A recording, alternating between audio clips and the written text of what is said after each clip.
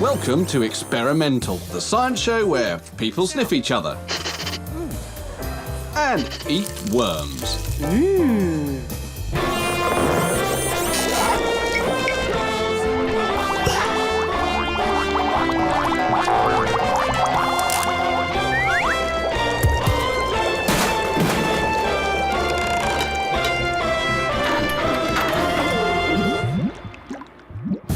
Later on, we'll be entertaining in the test department, using radio transmitters to track this little chap, and finding out how to survive in the wilderness with the aid of an aluminium can and some chocolate.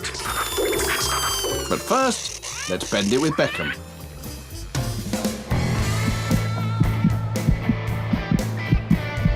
Experimental wanted to know how top footballers manage to bend the ball so much that when they kick it, the similarly overpaid goalkeeper at the other end can't get his hands to it. Unfortunately, it costs a lot to film the likes of David Beckham, so we filmed this lot from Northern Ireland, Antrim versus Armagh, in the hope that one of their players would bend the ball really, really well, and then we could ask him. We waited and waited. Guys, go! Oh. And after 90 minutes, nothing remotely Beckham-like had happened, much to the disappointment of both us and the crowd. So we went off to Belfast Queen's University to meet Dr. Cathy Craig, who spent years studying not only why Beckham shots bend, but why goalkeepers can't get their hands on his balls.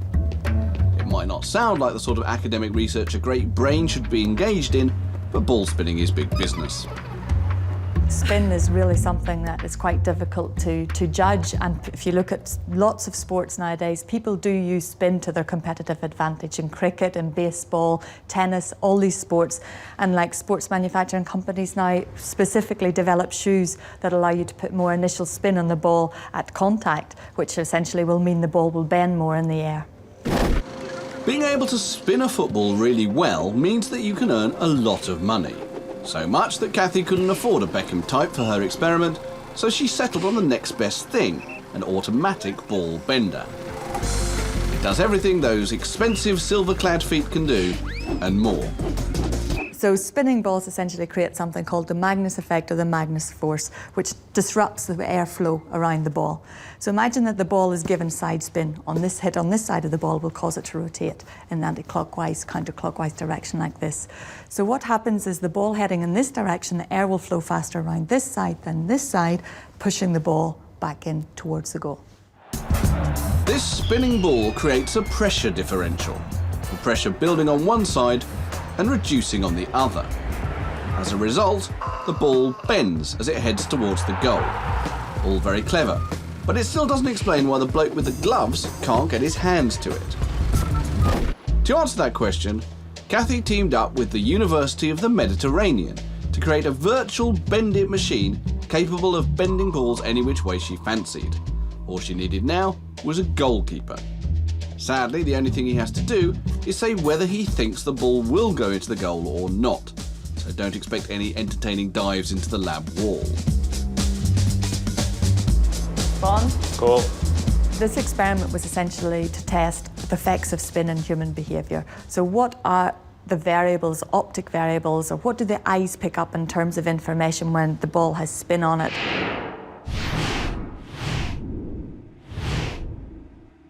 After a few hundred spinning balls, there was no doubt about it. Get the ball to bend like this, and the keeper just can't work out where it's going. We set up like a virtual reality environment where we positioned the ball and then we simulated where the ball would arrive and put spin in the ball, no spin in the ball, and we asked people to make judgments about the future arrival place of the ball. Would it be a goal? Would it not be a goal? So we set up an experiment where balls had trajectories with spin and without spin. Counterclockwise spin and clockwise spin were the two spin variables, and then there was no spin condition. So we had 4 conditions where the ball arrived outside the goal and 4 where the ball arrived inside the goal. Sometimes it was hard to see, to guess where the ball, if it was going out or not. It was a bit different than actual real life, actually working, but it was very close to it, so it was useful and it was cool technology. Like, She's not 100% sure yet, but Kathy speculates the reason might be this: a monkey. Like ours, its brain is good at working out the trajectories that recur naturally in nature, like the path of this falling nut. But unfortunately for it, and goalkeepers, the strange parabolic trajectory of a spinning football simply does not occur in nature.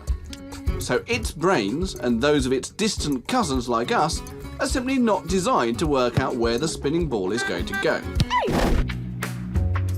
So, in the unlikely event that this County Antrim goalie is ever confronted by a really good spinning ball, the long-suffering home crowd will just have to accept that he never had a chance.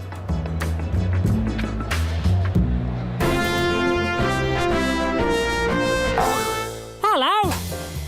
In a moment, we're off to Montreal to meet a man who studies the smell of women's armpits. But first, let's head to the test department for a hot date. Billy Bunter is in a bit of a tizzy. He was so busy with his cold fusion experiments that he totally forgot he'd invited his lady friend over for drinks and nibbles. Hence the panic cleaning, sprucing up, and the application of cheesy music. Phew, all we need now is something nice to drink. A quick chill in this handy freezer. Let's just hope beer is her thing, Billy. Still, at least they'll be cold. A little while later and Billy is giving it his all. But it seems she doesn't want to do any nibbling. Her lips fancy something much cooler. Luckily, Billy is prepared. Cold beer might not be a cocktail, but at least it can be stirred. Which is when disaster strikes. Within seconds, the beer turns to ice. What's happening is a phenomenon known as supercooling. Under pressure, like in a beer bottle, the freezing point of water drops below 0 degrees Celsius. So when Billy pulled it from the freezer, it was still liquid. When he opened the top, the pressure inside the beer bottle dropped. But the beer remained liquid in what physicists call a supercooled state. Billy's big mistake was to stir it. As soon as the stick went in, it provided a point for the ice crystals to form, and within seconds, the whole bottle is frozen. Sadly for Billy, the test department is a very hot place, and the ice soon melts.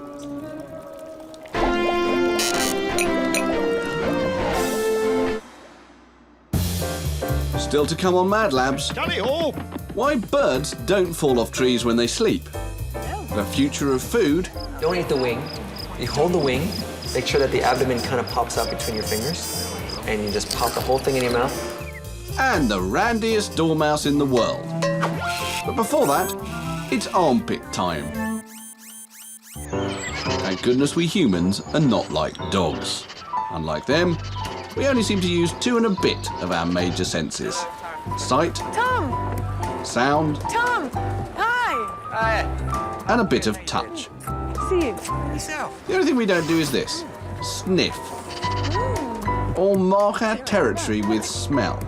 Or do we?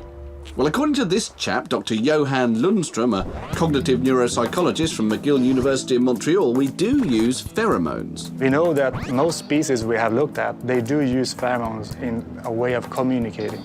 So I think it would be highly unlikely if we humans also do not use pheromones.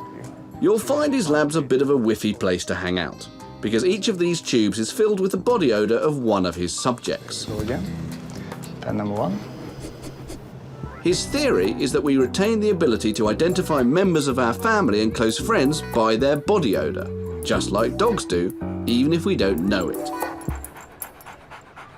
To prove it, he's asked various people to wear cotton pads under their arms, and it's those scented samples that make their way to his labs. How are you? Then a brave volunteer is asked to sniff a number of samples. Some close family and friends, some the pong of strangers. The results are remarkable. Yeah, let's see this one. Okay. When it comes to picking out your friend, you had 9 out of 9 correct. When it comes to picking out your sister, it was 9 out of 9. 9 out of 9. And then picking out yourself, you were slightly worse, but still very good. 8 out of 9 times to pick the right body odor coming from yourself. When subjects were put into a scanner and fed with the whiff of their loved ones, a specific part of the brain lit up. Usually, when we smell something, parts of our primitive brain are activated. The primitive brain is the oldest part, and we share it with all vertebrates, like frogs. Normally, it's this part of the brain that governs smell and emotion, which explains why the whiff of food instantly produces the desire to eat. The scent of loved ones, however, bypasses all this and is processed by higher parts of the brain, such as the neocortex that deal with thinking and attention. So why, if smell is so important, do we spend so much time trying to disguise it? It's a very interesting question, whether our use of deodorants or perfume actually mask these odors and are taking away a lot of information that we could actually benefit from. But I still would not recommend anyone to stop using deodorants, because not using deodorants and having a foul body odor is by far more negative than not submitting some type of message if you want to pick out a super partner. And that begs another question. Super partner dogs don't use deodorant, and their sense of smell is said to be up to 10,000 times more developed than ours. So why then do they spend most of their time with their nose buried in each other's bottoms?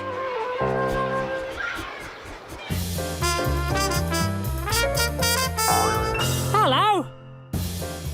In a moment, we'll be opening the experimental restaurant in downtown Montreal and going camping with the test department.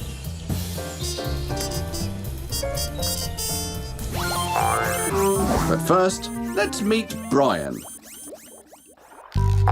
Brian is an ornithologist with a lifelong ambition. He wants to observe a bird falling off a perch when it falls asleep. By night, he watches jays. And by day, he watches owls. But he's never seen so much as a wobble. And this is scarcely odd, because millions of years of evolution have made sure that perching birds do not fall out of trees whilst asleep. It's all down to what's called the flexor tendon, a neat bit of stringy stuff that runs from the back of the leg, over the knee and down under the ankle to above the toes. When a bird goes to sleep, it squats down. The string tightens and pulls their claws together around the twig. The more relaxed they get up top, the tighter the claws become down below. Indeed, some claim birds have even been found dead, still attached to a twig. So, Brian, I'm afraid you're wasting your time. Don't try this at home. Before we eat some worms, let's head to the test department for a game of football.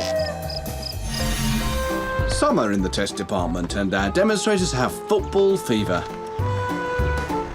Lab coats for goalposts, the exquisite precision of a free kick,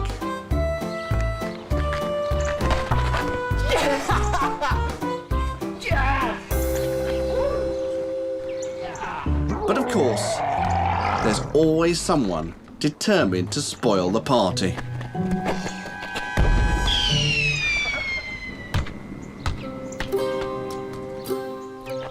Still, after some deliberation, the demonstrators hit on an ingenious solution to their problem. It's called a ladder, a simple device that can get anyone from the ground to a roof in seconds. However, this being the test department, simplicity is not the name of the game.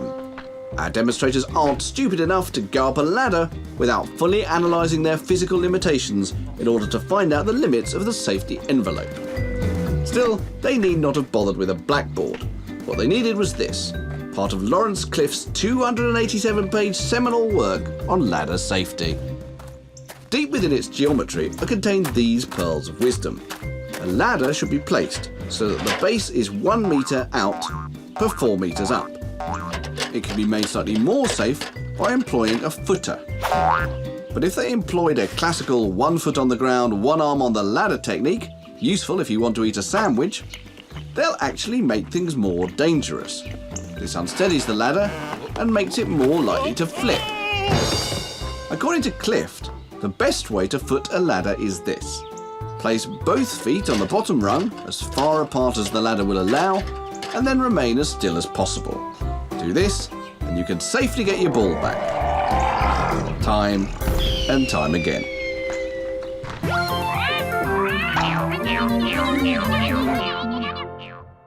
Still to come on Mad Labs, a dormouse hunt in the south of England. But only if you can stomach this next item. Here's a question. What's a more environmentally sustainable form of protein? This or this? Well, the answer, according to nutrition expert Patrick Owen of McGill University, is the bamboo worm. Extremely high nutritive value, very high in protein, about 53% protein. Compare that to 20% beef. Has almost all the vitamins and minerals that you need. It really is such a really nutritious food. Half the world has no problem with eating things like bamboo worms or insects like crickets. But in the West, well, the thought of eating a bug is enough to reintroduce yourself to your last meal pretty fast. And that's why Experimental has travelled to Montreal. Now it's time for dessert. We want to see if we can help Patrick persuade a bunch of lily-livered Canadians to tuck into a 3-course insect, worm and bug meal. I've traveled in parts of the world, Papua New Guinea, some parts of Africa. They just relish eating insects. For them, it's a delicacy. Welcome. Nice to meet you. So let's welcome our guests to the Experimental one-night-only restaurant, where all the ingredients are guaranteed to be as offensive to the Western palate as possible. And the starter is crickets. So you don't eat the wing. You hold the wing, make sure that the abdomen kind of pops out between your fingers, and you just pop the whole thing in your mouth, remove the wings with your teeth. Bite them off until the wings are left in your hand. With the leg? Yep. Whole thing. Salty. You have to eat the head and everything. You just ate the abdomen. I like that. Yeah, I like that one. Okay, we've proved that a Westerner can eat an insect without throwing up. But are they any good for you? Weight for weight, they have at least the same amount of protein of beef, if not more. What's more important too is the quality of the protein. So it has all the amino acids that are lacking in other foods. So just by eating crickets, you're going to have a complete source of protein. The other big advantage of eating crickets is their efficiency. Although some people eat a lot of them, cows are actually really bad at converting grass into meat. For every kilo of cow you eat, the cow has had to eat 10 kilos of grass. Your average bug manages to convert 50% of what it eats to protein. All pretty impressive. But if you really want to get into the protein super league, you're going to have to stomach the bamboo worm. Weight for weight, it's more than double the protein of beef. And they're pretty popular in some cultures. But will any manage to get as far as a Western gullet? Fantastic. But remember, these are extreme gastronauts we're looking at here. Nutters who know no taste fear. The chances of your average Western lard ass giving up the burgers are slim. Well, not according to Patrick. Think about how we've evolved in terms of our taste according to our culture. 10 years ago, we would have been disgusted with the thought of eating raw fish. The man's got a point. In the UK alone, $25 million worth of Japanese food is consumed in restaurants each year, much of it in the form of sushi. So what are the chances of worms being the next big thing? The look is definitely what sets you off, but the taste of it is definitely good. So if it wasn't so, I don't know, scary, once you overcome the first fear, then you're okay, it's fine. Whatever they may think, we all might have to get used to eating creepy crawlies in the future. What we will be facing is a protein crisis. I mean, beef is taking up a lot of the Earth's resources, right? We have to clear up a lot of forests to make way for cattle. Insects and worms, on the other hand, can thrive in diverse ecosystems, producing proteins and other nutrients far more efficiently than those cud-chewing monsters. An apple a day keeps the doctor away, but perhaps it's the worm inside that's actually the reason.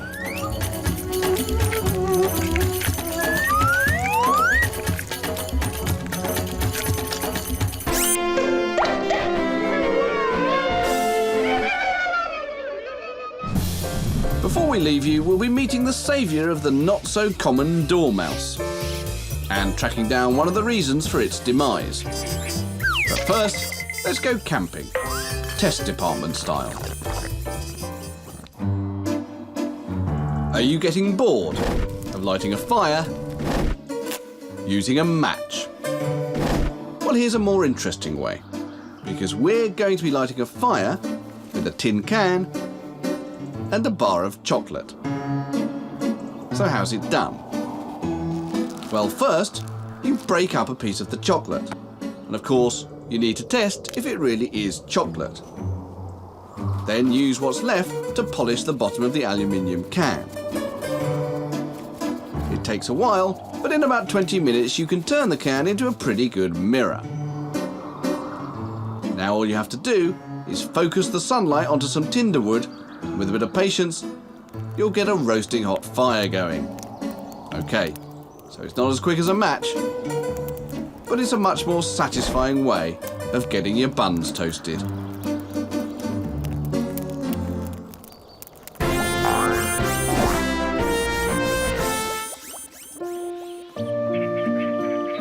Experimental has travelled down to Dorset in the southwest of England in search of one of Britain's most important indigenous mammals. No, not llamas, they're from Peru. No, we're after a beast so rare that few ever get to see one, and, well, nor did we.